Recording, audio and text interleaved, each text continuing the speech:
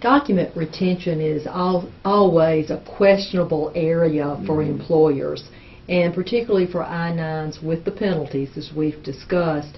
Really, what are the requirements for retention of these I-9 forms and any documentation? I would tell you, if I was, as an employer, and our firm's an employer just like anybody else, you want to have backup. You want to probably have the paper I-9 forms in the one folder we were talking about in a locked cabinet. I would also be scanning my I-9s in electronically to have a backup. Say maybe I get an ICE officer coming for an audit, and I want to produce copies of the I-9 forms. I want to have a backup copy to make sure that I can locate them in a short time notice, especially if I've got multiple locations, and I just want to have a backup. I don't want to depend on that one file and not be able to find it. So, in fact, you are able to scan and load these in a computer. That does not violate any Privacy Act or any parts of this law. Not a bit. You do have certain requirements. Let's talk about the retention requirement. And this is kind of a nice little form to help you understand.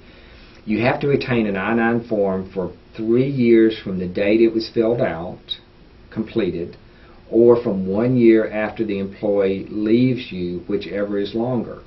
Say somebody has worked for me for 6 months. I've got to retain that I-9 form for 2 years and 6 months after they leave my employment. Say if they worked for me for 4 years, I've got to retain that I-9 for 1 year after they left my employment. Does that?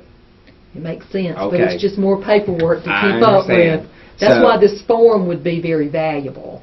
And what you need to do as an employer is set up a form retention, because you don't really want to keep I-9s that are 10, 15 years old. To the extent that maybe you made errors on those I-9s that weren't corrected and things like that, but you need to have an internal retention policy that complies with the statutory requirement. So you can retain them 3 different ways: paper retention, microfilm. I don't know many people doing that anymore, but microfilm retention, or electronic forms retention. You're able to set these forms up. Large employers, a lot of times they're setting these up as totally electronic documents. They're having employees come in and electronically sign in their blocks. They're having the employer section electronically sign. They're storing them totally electronically. So that's an option. Or you can do what we're talking about: paper fill them out, scan them in, and save them electronically.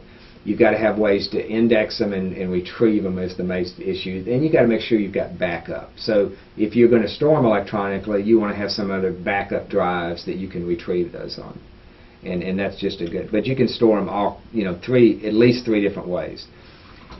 So as I was talking about, reasonable controls to ensure the integrity, the accuracy, and the reliability. Reasonable controls designed to prevent and detect unauthorized or accidental creation of, or addition or alteration.